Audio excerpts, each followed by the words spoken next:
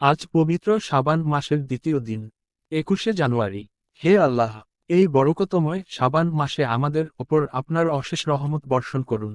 আমাদেরকে পূর্ণ সুস্থতা ও তৌফিক দান করুন, যাতে আমরা রমজান মাস পর্যন্ত পৌঁছাতে পারি।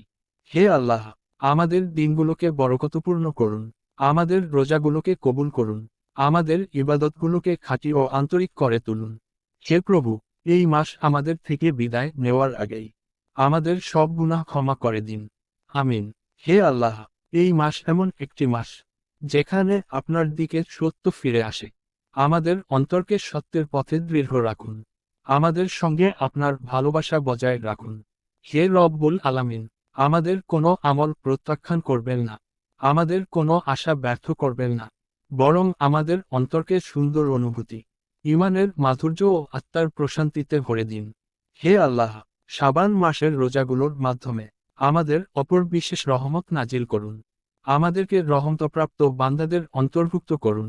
আমাদের পরিবার, আত্মীয় স্বজন এবং সমস্ত উম্মতে মুহাম্মদ সাল্লাল্লাহু আলাইহি ওয়াসাল্লামের ওপর আপনার রহমত ও মাগফিরাত দান করুন। আমিন ইয়া রব্বাল আলামিন।